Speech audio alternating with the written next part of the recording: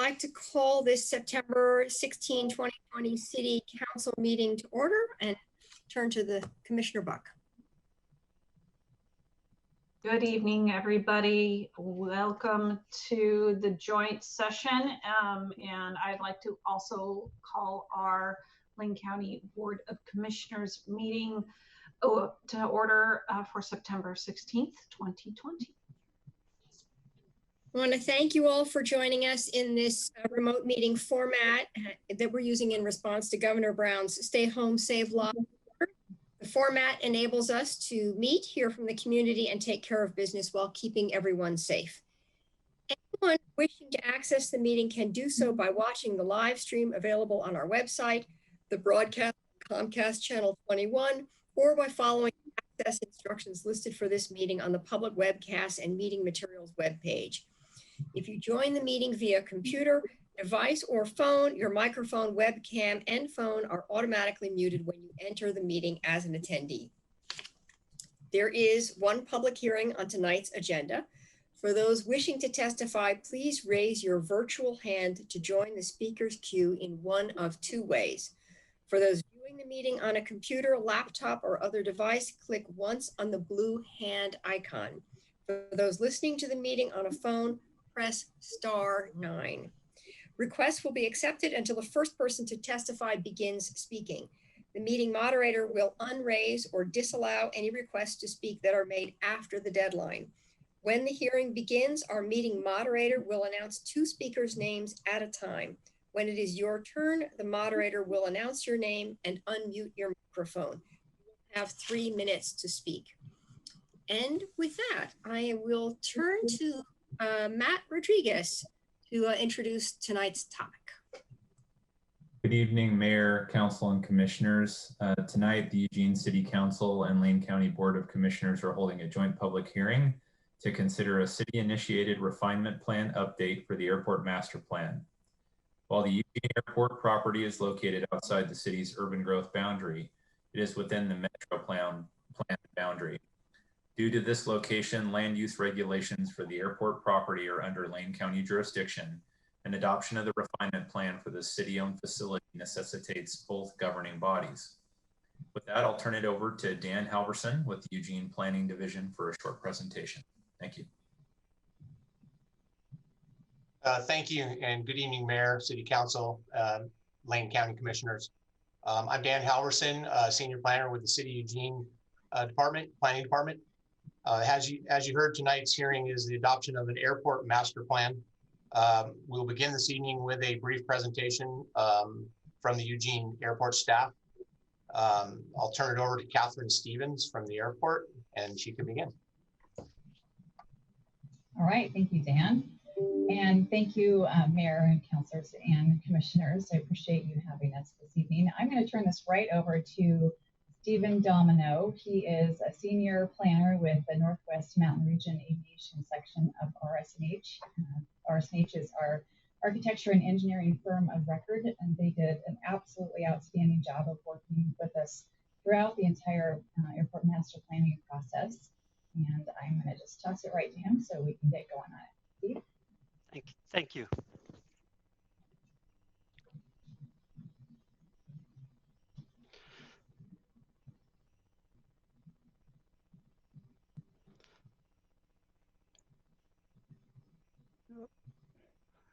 Let me, I'm just struggling here for a second, trying to get my presentation mode going. So is this the date? Actually, this is an older file that I had prepared previously, and I'd forgotten to change the 2020 date on this, so I apologize for that.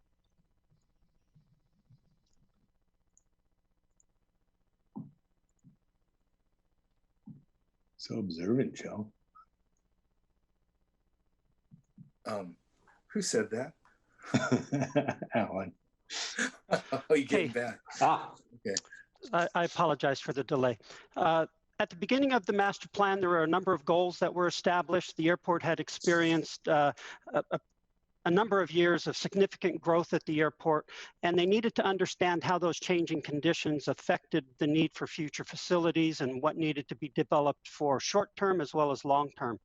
In addition, the increased demand created a number of new challenges for the airport, both landside, terminal, and airside. And they needed to identify a number of solutions that could be adopted to identify what future facilities were needed. Another goal of the master plan was to develop a 20-year capital improvement program that would identify what facilities were needed, where they might be placed, and when those facilities would be needed. It's important to understand that the purpose of the master plan is to take a very high-level look at facilities. We look at using building blocks to identify where facilities need to go. And we don't look at the very minute detail of interiors of buildings and systems of that nature. We're trying to preserve property on the airport for future facilities. And we want to make sure that once we come up with a plan, that every action that the airport takes from today in the future is one step closer to that plan. The master plan took 2 years. It was broken down into 4 basic phases: a pre-planning phase where we met with stakeholders and identified what the vision of the airport should be. The investigation phase included determining what the baseline conditions were for the airport, what the demand levels were, what the capacity limitations were, and then developing a forecast. What's important to note here is that the FAA is required to review and approve the forecast before any subsequent phase of the master plan can be continued. Once baseline conditions and forecasts are developed, we then went into the process of identifying what the future facility requirements would be to meet the future demand forecast. Based on knowing what the facility requirements were, we then evaluated numerous alternatives for different facilities, whether it's terminal parking facilities, runways, taxiways, and so forth, to identify what the preferred solutions might be that could be adopted into the master plan. The final phase is the implementation phase, where we undertook the process of documenting the study. What's important here is that we identify a set of plans. It's called the Airport Layout Plan, that identifies existing facilities as well as all the proposed future facilities. And it's important to understand that, again, the FAA has a requirement to review this airport layout plan and approve it. The final step in the implementation phase is seeking adoption from the community. We began the study with an extensive public involvement program where we engaged stakeholders. We held numerous numbers of meetings with stakeholders. We identified various committees, both citizen advisory committees as well as technical committees, including tenants, airport users, community interests, government agencies, and so forth. And then in addition to a number of stakeholder meetings through the study, we held 2 significant public information meetings where the public was invited. We presented information, they provided input, and then we were able to take that input and reflect it into the final documents. As I mentioned, we began the study with visioning, meeting with each of the stakeholder groups to try to understand what they believed were the important issues for the airport, what needed to be changed, what was working well, what wasn't working well, so that we could be guided in our study efforts to make sure that we address the issues of the community.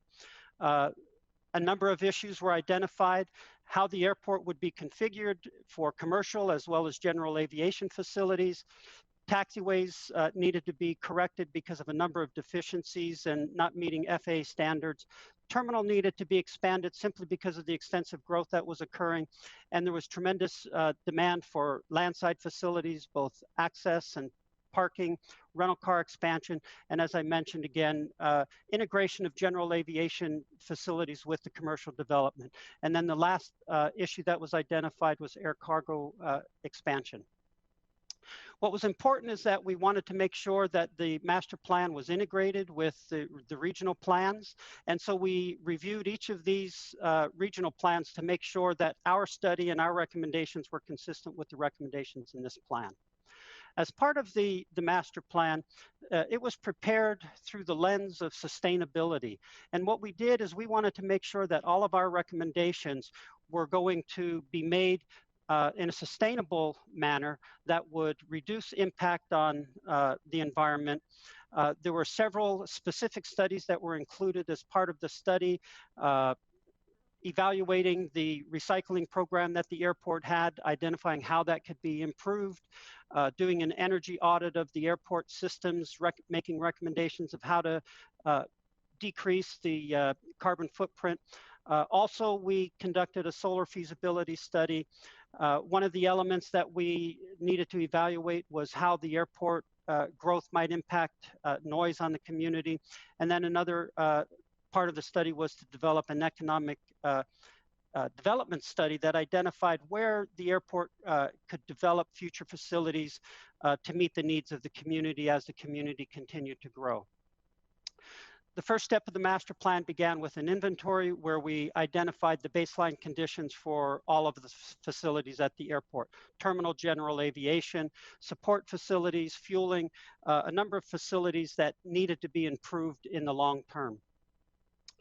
Our inventory included an overview of environmental conditions. We developed limitation maps that helped us understand where all of the critical areas were on the airport, so that as we made recommendations for development, that we were able to minimize and hopefully avoid some of these environmental conditions that existed on the airport. After developing the inventory and completing the investigations, or midway through the investigation phase, we developed our commercial passenger forecast. As you can see here in the graph, that growth at the airport had been increasing significantly. And even since completion of the master plan, you can see at the end of 2018 that the commercial passenger enplanements had continued to grow. The dotted line indicates what the master plan actually forecasted. What's important to understand here is that we convert a master plan numbers, the number of enplanements in a given year, into what we call planning activity levels.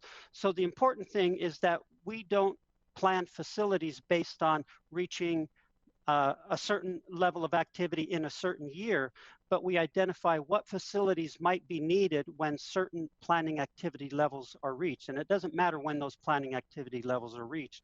We're just trying to identify what facilities will be needed to meet the needs at that level. In addition, we looked at aircraft operations. Again, we identified what the level of operations would be at different planning activity levels. Total operations are composed of both operations in general aviation aircraft as well as the commercial aircraft. And as you can see, again, growth, although not as dramatic as the growth in passenger enplanements, we still show strong growth in operations throughout the 20-year planning horizon. You might ask yourself, well, how does COVID-19 affect the master plan and the forecast? What's important to understand is this particular graphic here shows all of the economic downturns that occurred since 1950 and how it affected the aviation industry and numbers of enplanements in the entire aviation community. And as you can see, at each of these economic downturns, there was a reversal of that downturn, as well as strong growth in the aviation sector. So what's important to understand is that although we recognize COVID-19 has caused a decrease in activity, we believe and strongly believe that the industry is resilient, and that the numbers of enplanements as well as operations will turn around and will continue on the path that we forecasted.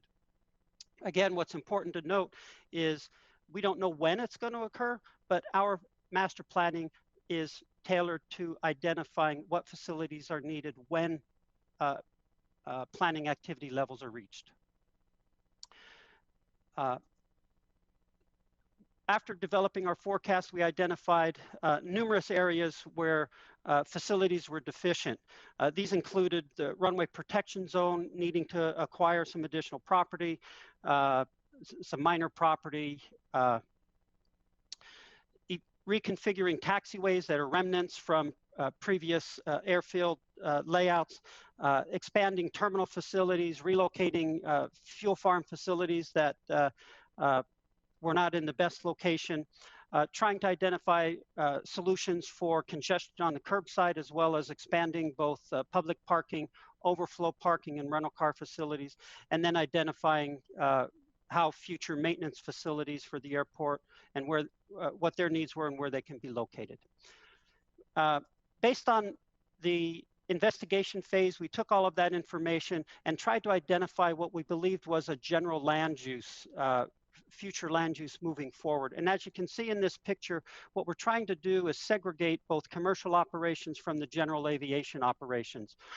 This land use plan led us into better identifying alternatives and where those alternatives should be placed, so that in the long term, we end up with a plan that provides more than a 20-year plan, but that might provide a 40 or 60 or 80-year plan, and every step that the airport takes is one step closer to that ultimate vision.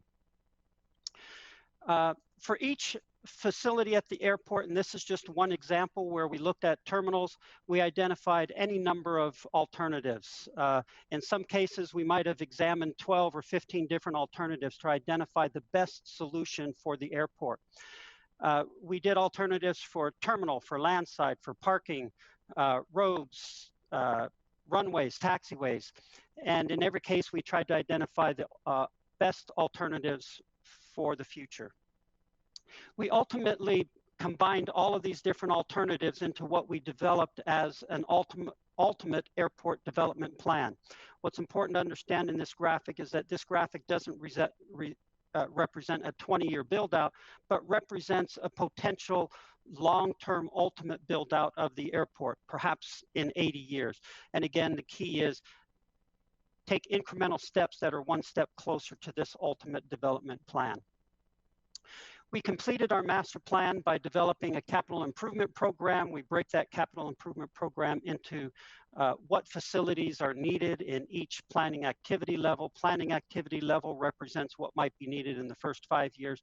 And as you can see here in green, most of the facilities that we're recommending in the first planning activity level are airside, taxiway improvements, widening of taxiways to meet FAA standards. And again, you'll see in the terminal area, improvements in parking facilities and circulation around the terminal. Planning activity level 2 basically continues the recommendations of making airfield improvements, additional taxiway improvements, as well as improvements in the general aviation area, de-icing aprons and so forth. The third planning phase shows continuous development of taxiways improvements, and this is shown in red, a number of airfield improvements, additional terminal expansion, and then continuing landside improvements as demand requires. One of the components of the capital improvement program is to understand how much the entire master plan will cost, and we break this cost out into each of the planning activity levels. For planning activity level 1, we project that the cost might be around $113 million. Planning activity level 2 would be less because most of the improvements would be made in planning activity level 1 to meet the airport needs.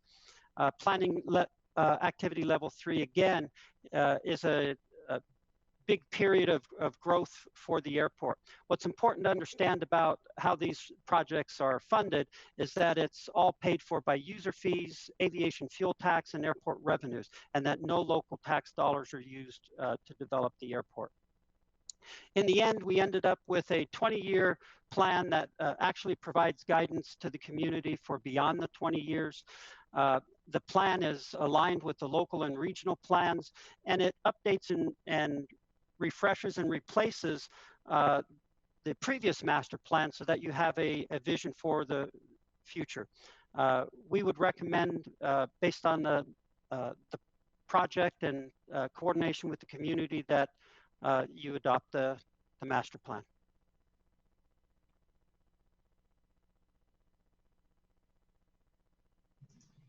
All right, thank you so much, Steve. And we welcome any questions or comments. So I believe at this point, we'll actually ready to open up. Well, I guess if there are questions or comments, we actually are opening a public hearing, and then there will be an opportunity, I believe, at the end of the public hearing for questions or comments. That's my understanding of the process. So with that, thank you very much for the presentation. It's a lot of information to condense in a very tight framework. So I appreciate that and find it very interesting. All right, we'll begin our consideration of the Eugene Airport Master Plan update by opening the public hearing. I now open the public hearing on behalf of the Eugene City Council and invite the Chair Buck of the Lane County Board of Commissioners to open their meeting. Thank you. Yes, so we will open the public hearing for the Lane County Board of Commissioners as well. So participants are encouraged to raise issues or concerns with sufficient specificity to enable the county to address or respond to them prior to any board deliberation. So I'm first going to call for disclosure from any commissioners for abstentions due to any conflicts of interest or interests of bias. Are there any out there? I have none. No? I have none. Okay, I'm not seeing or hearing This that. is Pete Sorensen. I have none. Okay, I have none. So if I don't say I have none, does that mean I have one? No, I have none. very good. No abstentions, and I'll call for any challenges to the board's qualifications to hear this matter. Are there any challenges? All right, I don't see or hear any, so I'll toss it back to you, Mayor. Okay, thank you very much. This public hearing is now open. For those of you who have signed up to testify, at the beginning of your testimony, please state your name clearly, and for Eugene residents, your ward if known. You will have 3 minutes to comment. If you are watching the meeting, the timer should be visible. A yellow light will come on when you have 15 seconds to complete your comments. The red light and beep will indicate the end of the 3 minutes. And Jessica, how many folks do we have signed up to testify? Right now, 2 hands are raised. Okay. All right. Well, I'll turn it over to you. Thank you, Mayor. Our first testimony will come from Betsy Heights, followed by Ginevra Ralph.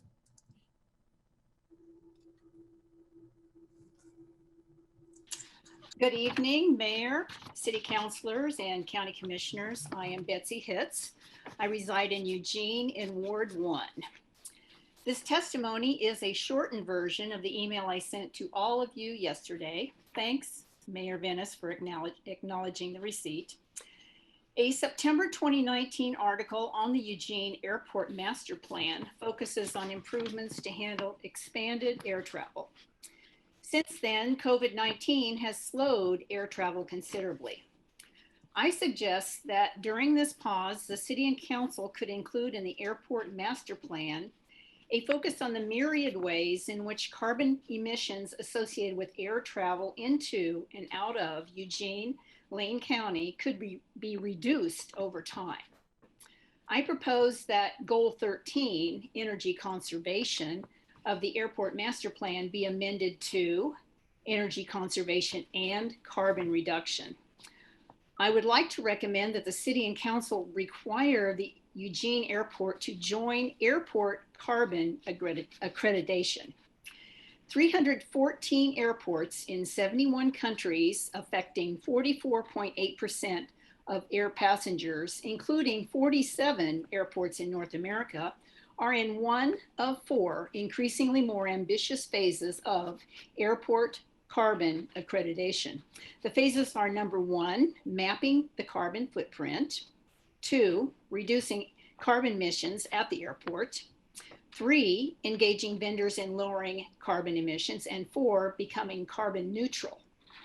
3 Oregon airports, Portland International, Hillsboro, and Troutdale, are part of this consortium of forward-thinking providers of air travel. The City of Eugene Climate Action Plan does not address carbon emission reduction at the Eugene Airport. Will the Lane County Climate Action Plan address airport emissions? It seems more than reasonable to me for Eugene and Lane County, since both have climate action plans, to be aligned with airport carbon accreditation. Thanks kindly for your attention to these very important matters. Good evening.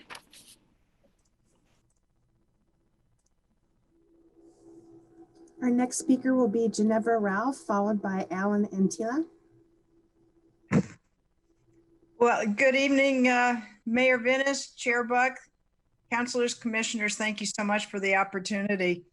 I'm in Councilor Zelenka's ward.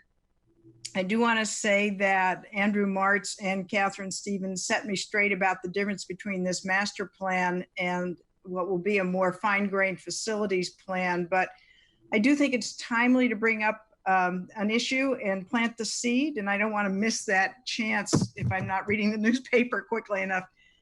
But because we're in COVID, we're all, I don't think my camera's on, but we're all very keenly aware of how much we all lip read. And so I'm putting on a mask, and then I'm going to put up a piece of plexiglass, and now you really can't hear me. And what I want to say is that the access and accessibility for all travelers when we are back to normal will remain as compromised for them as that just was for all of us. Making an airport announcement louder or just shouting at somebody doesn't help. It just distorts the sound for a hearing aid or a cochlear implant user. And what we need is an easy, seamless, universal sound delivery system. And one exists. It's called a hearing loop. You can put a small one in at the ticket counter, at TSA, at a concession counter, and you can put in larger ones for the general announcements or around the baggage claims. And the time to do it is in major remodel or new construction. It's the same system that exists if you go to the London airport or Sydney airport or the Gerald Ford Airport in Michigan and Phoenix. A lot of the airports our size have put in hearing loops.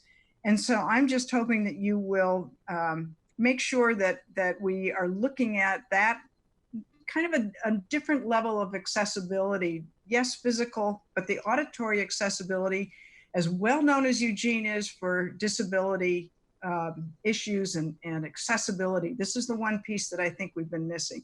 Anyway, thank you so much for listening, and thanks for your work.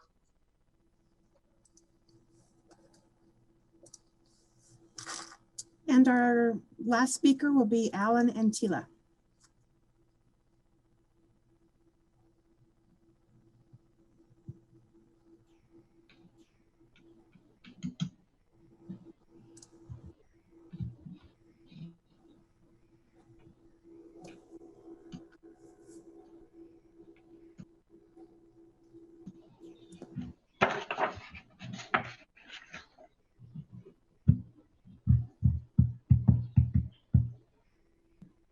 Alan, are you with us?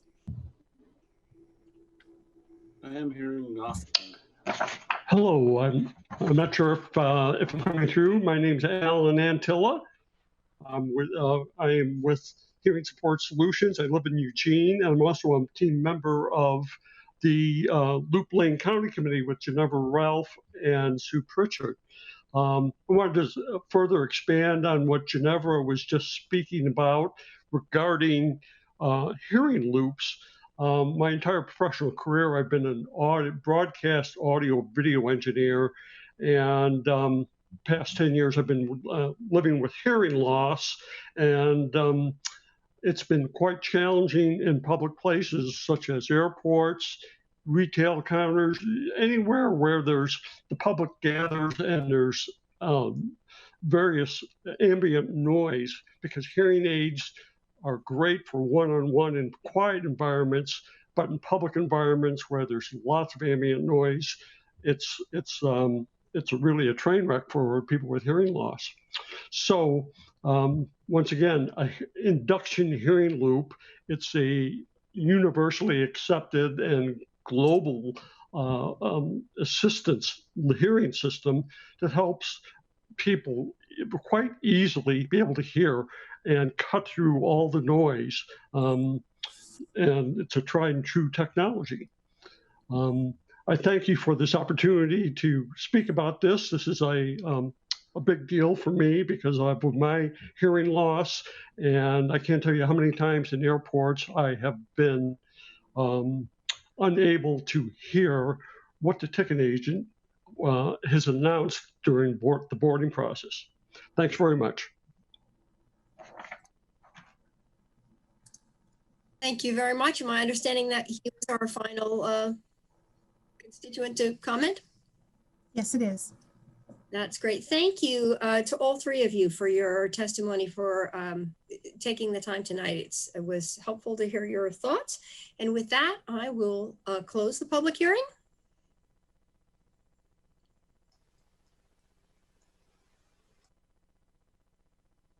And I believe it's my turn to also close the public hearing. Right, there we go. And I do have two counselors queued up to speak, and Commissioner will just watch the queue, and we'll give those counselors a chance and then turn it over to a commissioner unless a commissioner pops in sooner. So we're not used to this format, so Commissioner, there should be a raise hand button if you want to speak and get in the queue. If you can't find it, wave your hand vigilantly and I'll find you. And Chair Buck, you can call on me at the appropriate time. I'm on audio only. All right. We actually have an even number of counselors and commissioners tonight, so I think we'll just do one each back and forth. So we'll start with Counselor Zelenka. Thank you, Mayor. Several questions. So given the passenger forecast is somewhat related to this work, and it's had precipitous drop, and we saw the graph that it showed other drops and then it picked up back up. What's the impact on the plan, and is it going to push out some of these short-term, mid-term, or long-term projects? Yes, Councilor Zelenka, I would say we certainly have seen a huge drop in passengers. For the next fiscal year, this fiscal year that we're currently in, I'm projecting about 30% of our passenger levels compared to 2019.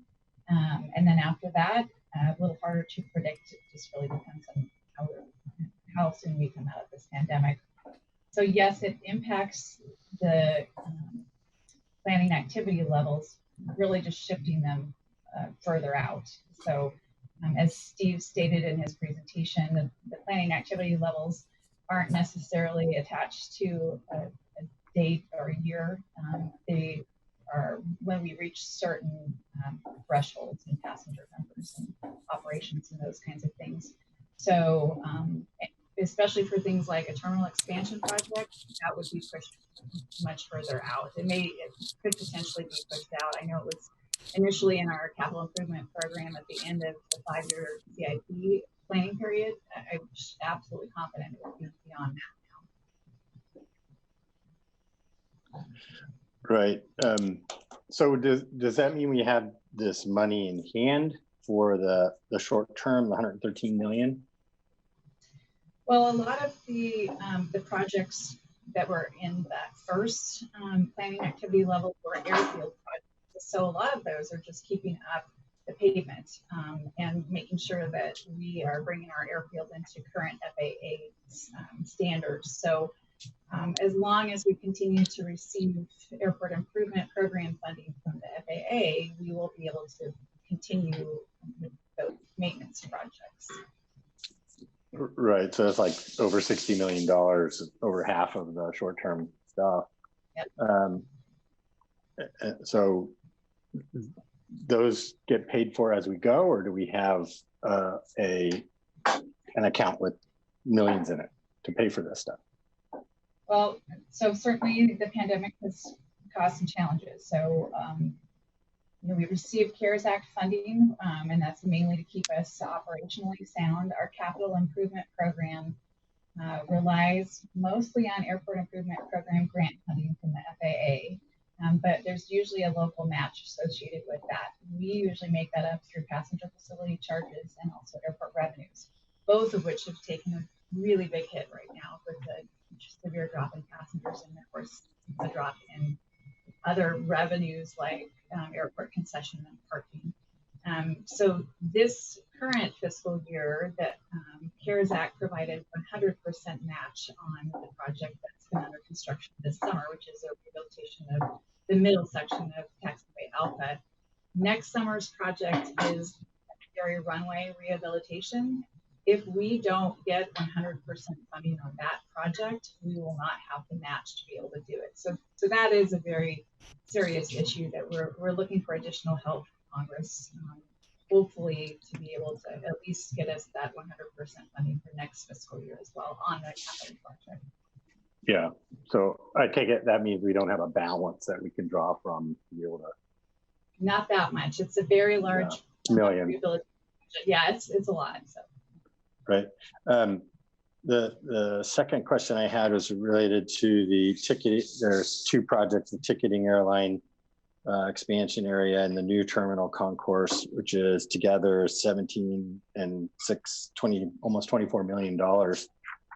Could you explain those a little bit more? And those seem to be related to passenger counts. So those would be pushed out? I can confidently tell you that those will be pushed out now unless we see some astounding bounce back. But even then, we've taken such a financial hit at this point that we're really going to just have to take a look at when that planning activity level will even be approachable financially.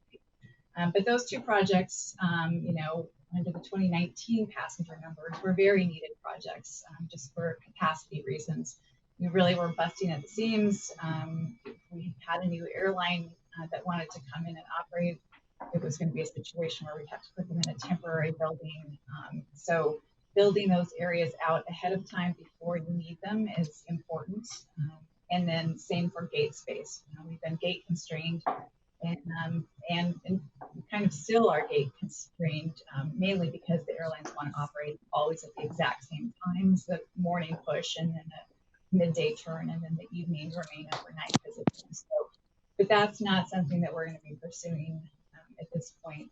We will watch passenger numbers and revenues closely to determine when to be able to move forward on that. Okay.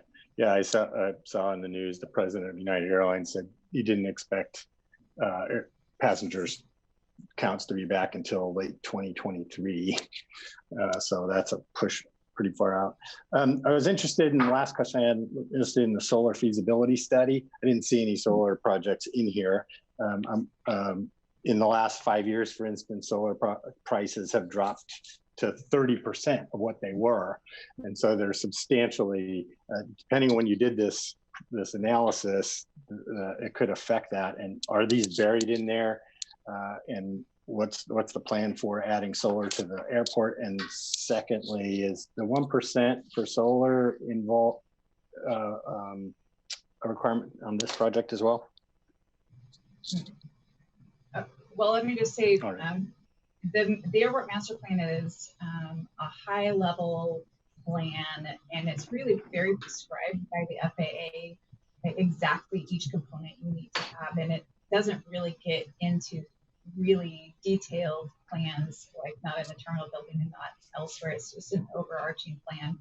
What we take from the master plan is then we can do more further studies and projects out of that would then include that detail. So I agree. I think that solar technologies and prices have certainly become more reasonable, so that I would love to see at least some solar generation on the airport that would then be able to reduce our carbon footprint. So, but it will take additional study to do that. So what was the solar feasibility study then? I'm sorry? What was the solar feasibility study then?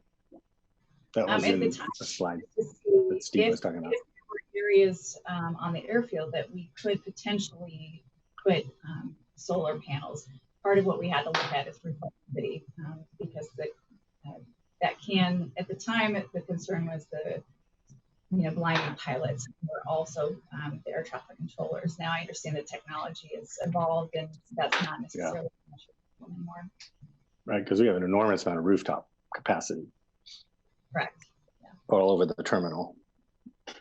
Okay, that'd be interesting to hear more about that. And if we could maybe get some more information on that, that'd be great. Thank you. All right, I will just remind commissioners that we are working on a 2-minute timer. And Commissioner Sorensen, 3 minutes. I'm seeing 3 minutes. So Commissioner Sorensen, feel free to start us out.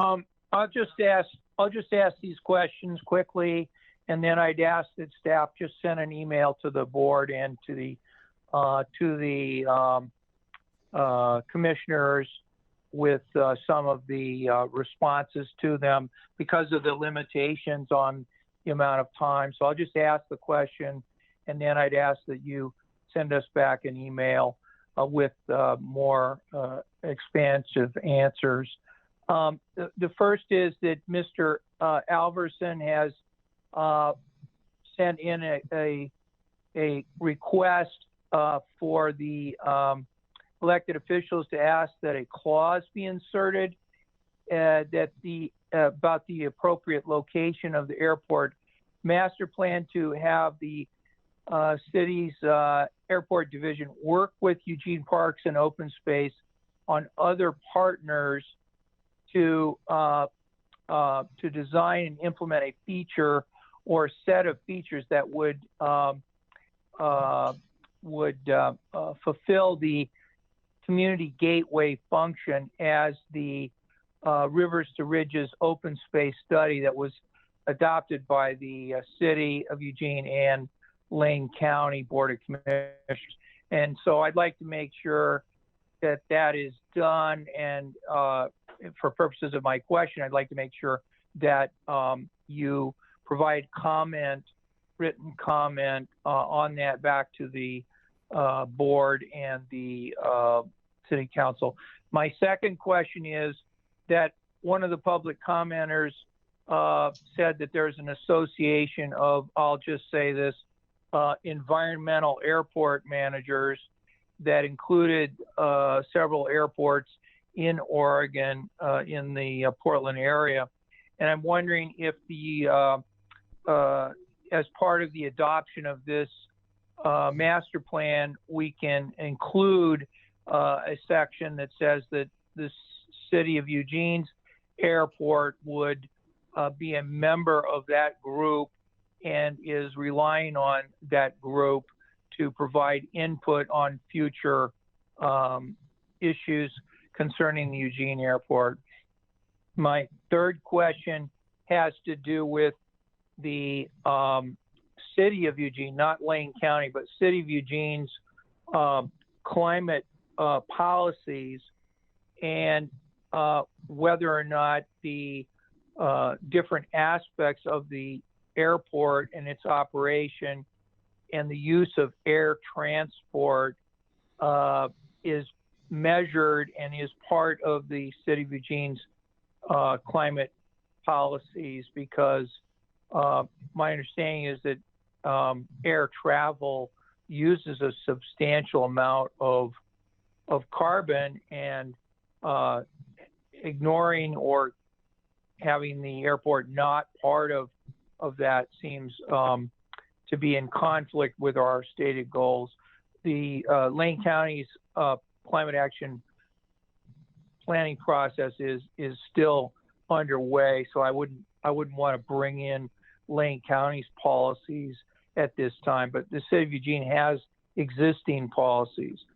And then last but not least, I just want to say that if it is not appropriate to comment in the master plan about the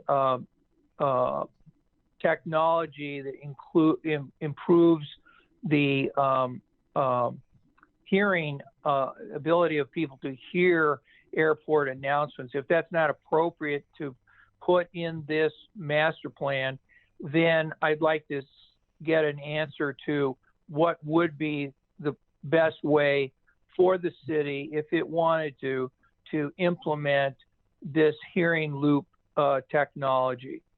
And I think I've taken my time, but I would like to get answers to these questions. Thank you, Madam Chair.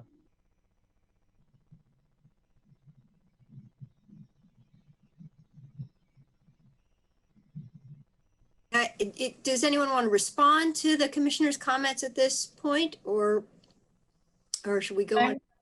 Respond in writing, but I can tell you briefly, I did forward a sustainability update to the council and the commissioners this afternoon, and it details the work that we've been doing at the airport. And one thing I would just flag really briefly is that I realized that there are affiliations that Portland and their reliever airports have signed on to.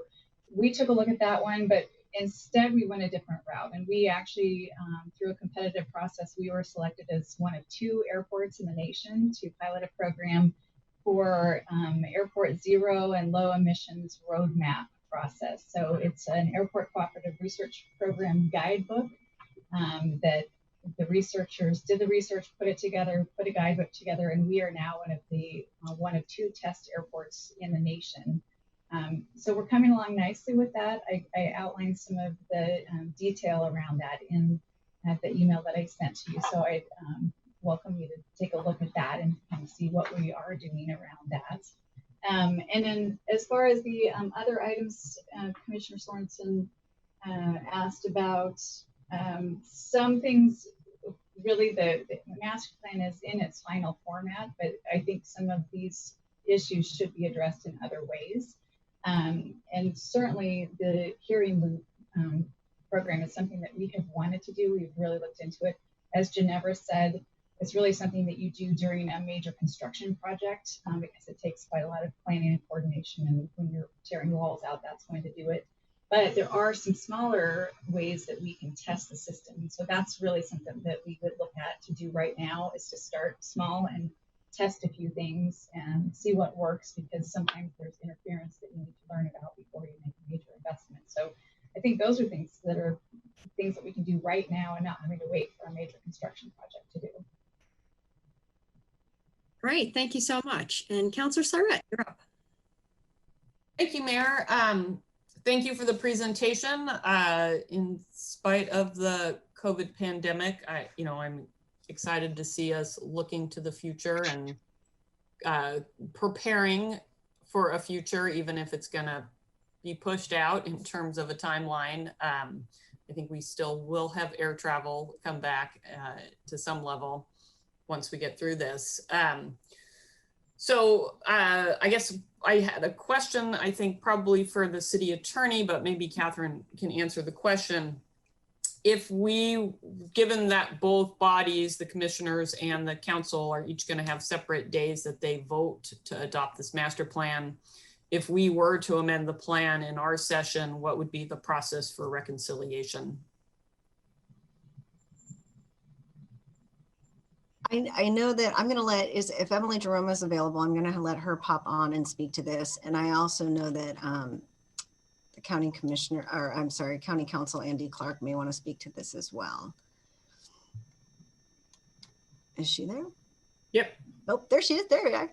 Yeah. So, it can be kind of clunky. It's a good question. We do need the bodies to take action on the same version of the plan. So if there is a particular amendment that one of the elected officials would like to make tonight, that would expedite our ability to provide you both with the same options for action when you meet. The meeting dates that each of you have scheduled are listed in your AISs. That would be the most expedient route if there's a proposed amendment.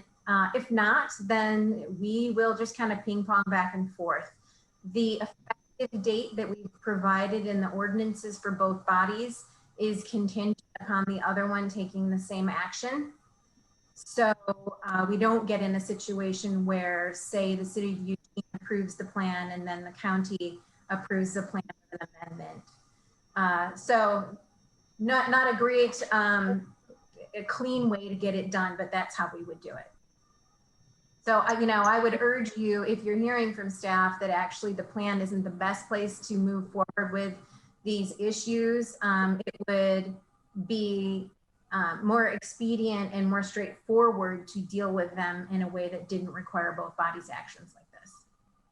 And if I could just Steve Domino to weigh in, because there is some process that has taken place with the FAA, and I want to make sure that I think the way that it could happen is actually in the ordinance itself, but not in a revision of the plan, because the FAA has already signed off on the plan. Is that correct, Steve? You guys don't need to get all nervous. I'm not going to make a big change to the plan. No, but these are good points and issues that I think that have been raised by the public and that you're bringing up, and that is sounds like also endorsed by Catherine Stevens. So it sounds like we do want to find the right place to put these. You're right, Catherine Stevens, that we could include a provision in the ordinances that go before the bodies that at least the city council is used to hearing called uncodified provisions. And that could certainly be added to the ordinances and would make it simpler to incorporate these things than amending the plan. Okay. Any direction so I recognize, would be great. Emily, I recognize this is a prescriptive document laid out by the federal government. So I'm not anticipating anything crazy, but I just wanted to speak to a couple of things first before I get to the thing I was thinking about as an amendment.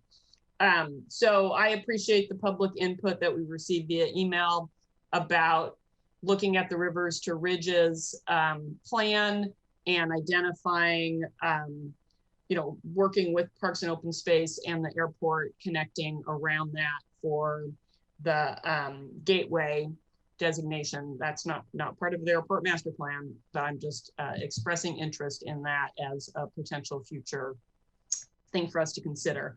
Obviously, the hearing loop installation, that would be part of the facilities plan. I think that's a great thing. I'm really glad that you've already been looking into it. Then I am interested in this idea of, so I can't look at my airport master plan right now because I'd have to put a thumb drive in and minimize everybody and try to look up a thing. So I don't know if I can easily make a proposal to amend, but Betsy Hitz had suggested that in goal 13, I believe, be amended to include carbon emissions reductions in that goal.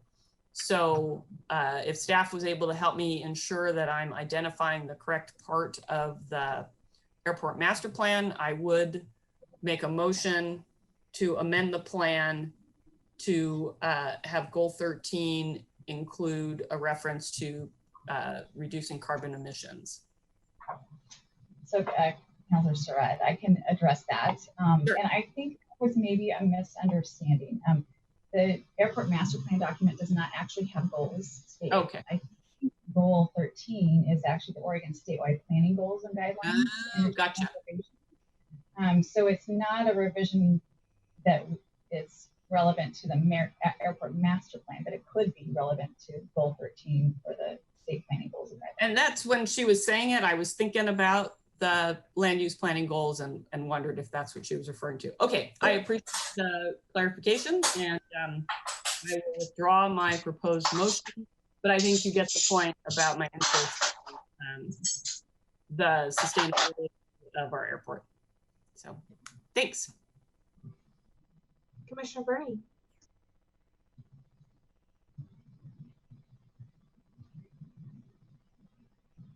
First off, I want to say I absolutely love the Eugene Airport. The service, the accessibility, the ease, and for a number of years, I had to travel out of there for work. I have no idea what the costs of this hearing loop system are, but chalk me up as one that's all for it, as aggressively and pragmatically as makes sense. I was very impressed, by the way, Ms. Stevens, can I call you Catherine? Yes, please do. Thank you. I was very impressed with the environmental sustainability update that you forwarded us moments before this meeting. But what I wanted to, and I was also impressed with the public input on this airport carbon accreditation. It sounds like you've evaluated that. It sounds like you assessed a path forward. I think the bottom line here, though, consistent with the gentleman that kept talking about if you don't know where you're going, anybody can lead you there, is net zero plus. I would encourage us to look in master planning at how one creates a net zero plus facility. And in the most layman of terms, what your environmental sustainability update incorporate is the first step. It's to decrease as much as possible the use of energy or the use of dirty energy. At a point though, you really don't, my opinion, as someone who retired from a business that, my business that did about 140 million in solar in about 4 years, you really don't need so many studies, my opinion, to get in the way of moving forward, of assessing structurally what can host solar, in terms of, tagging on to Mr. Zelenka's remarks, in terms of master planning, where there are areas that again, not necessarily on rooftops, that can host solar. And the only way you get to net zero plus is to generate more energy than you consume. So I liked everything I saw, and I'm looking forward to the next pieces of that. The financing of renewable energy projects does not need to bleed your budget for capital improvements. There are ways to host and have other investors, in fact, finance that, and so encourage us to look into that. And finally, understanding that we have a future. We have a future with or without COVID. It's just looking different. And I'm curious, if I may, the degree to which, if in fact this area, as I think it will, experiences significant growth, especially in the tourist and visitor industry, I'm curious how speedy the airport is able to catch up with growth. I think you stated, I'll stop, the red light's blinking, but I think you stated, Catherine, that it's much better to be in front of it than behind it. And yet I'm sure concurrently, financially, it's much more difficult to be in front of it than behind it. And I'm curious how you might accommodate that if we're fortunate enough to have such growth here. Thank you. Sure, absolutely. And thank you so much for your comments. We, in 2019, we're starting to plan, for that 5-year capital improvement program, doing the terminal expansion. And to do that, we would need to have a bond and take on debt. We don't currently have debt. We retired our last debt service in 2008, and we've been very conservative about how we have, done our capital improvements to this point. So we've started, realizing that if we're going to be staying ahead of it, we were going to need to make a large investment, and that would likely take a bond. I'm thankful, actually, not having known what was going to be happening in 2020. I'm glad we didn't go down that road quite yet, but that really, ultimately, that will be what we need to, when we do that terminal expansion, to be able to accommodate growth when we someday return to the same trajectory that we were on before 2020. Thank you. Okay, thank you. I see Councilor Zelenka with needing another round. Follow up on one of the questions I asked before is our 1% law applied to the airport facilities? Yeah, I do not know the answer to that, so I will have to get back to you on that. Okay, thank you. With regard to the question that Claire asked, on land use goals, the land use goals were written in 1970 and climate change wasn't contemplated then, so there is no climate change goal. And I've often thought that it would be an interesting thing to try to see if we couldn't backdoor our way in or shoehorn our way into climate change into the land use goals, and by talking about it in terms of energy conservation, talking about it in terms of transportation, talking about it in terms of public facilities and resiliency, and also the natural disasters goal 7, And there's ways to get climate change into there. I think it's not explicit because it wasn't ever built in because of the timing. And I doubt we're actually going to reform them to include a climate change goal. I hope we could, but maybe there's a way that the city of Eugene could actually work on a project to see how that could be actually be accomplished. Emily, you got any thoughts on that? Let me add it. I would agree with you. I think you're exactly right. At this point in time, unfortunately, Goal 13, which is about energy, is not really what we're dealing with. It really is energy conservation. It's closer to Goal 7, which is natural disasters, actually, natural hazards and constraints. And that's what we're seeing taxed right now because of climate change. Yeah, and that 6 is air quality. Very little, yeah, there's very little regulatory implementation of that particular goal. Well, and 6 is air quality, and Clean Air Act can now regulate climate change pollutants, carbon in particular. So maybe that's another way in. Yeah. So it'd be interesting to have that be part of the work that City of Eugene did moving forward on our land use decisions. No small task, I add. Thanks, Mayor. Thank you. Looks like, Heather, Commissioner, I'm going to turn it over to you again. Yeah, I see Commissioner Bernie's hand up again. This is just going to be brief. Councilor Zelenka, it's 1.5%, not 1%, of capital improvement projects for municipalities above a certain level. And Catherine, just to let you know, I don't know if you're dealing with that requirement. That's okay. I don't know if you're dealing with the people who run that actually work for me. I probably should have said that correctly.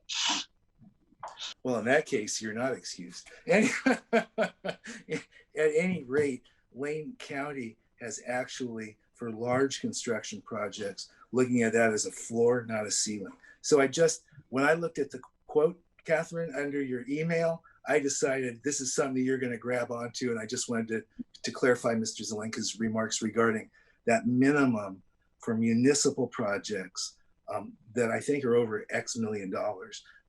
They have to, the 1.5% of the budget has to go to renewable energy. Yeah, project over 5 million. Thank you. But not to burst your bubble, airports are explicitly excluded. Which doesn't mean that we can't do it. It just means that we, yes, it's not a requirement. Okay, I think, has everyone had an opportunity to ask questions, get the clarification they need? I want to thank you again. Councilor Zelenka, one more comment? Yeah, one more comment related to our climate action plan. If I got this right, and somebody can correct me if I'm wrong, but I believe that the facility, the airport facility, is in our climate action plan and our facilities plan to get to net zero, but the planes aren't. So directly responding to Commissioner Sorensen's question, I think that the facilities are in, the planes aren't, if I got it right. That's correct. Yeah. Any final comments, Commissioner Bernie? This is why Councilor Zelenka and I will never be on the same body. Councilor, I wanted to let you know that today Lane County moved forward with its structuring climate action, and our goal is to compete with the City of Eugene and any other entity in our aggressiveness and our net creation of jobs through the plan. And we invite you to compete with us. And hopefully we jointly can support Catherine doing this at the airport. Thank you. You're on. Okay, that's exactly the right kind of competition we want. Thank you all very much. And I think I turn it over to Commissioner Buck. Thank you. So if there aren't any additional comments by commissioners, I am open to approving a motion to approve the second reading and setting the third reading and deliberations for October 20th, 2020 at 1:30. So moved. Second. All right, moved by Commissioner Bozovic, second by Commissioner Burney. Any discussion? Not hearing any. I will call for a vote on that from commissioners. All those in favor, please say aye. Aye. Aye. Aye. All those opposed, say nay. Motion passes unanimously. Mayor. Hey, thank you. And with that, I will just make clear to everyone that the council's separate deliberations and action will be taken by each jurisdiction independently at future dates. The City of Eugene has tentative deliberations and action scheduled for October 12th. And thank you all very much for your participation, information, and discussion. And with that, council meeting is adjourned. And Board of County Commissioners meeting is also adjourned. Thank you. Thank you all. Have a good night. Bye.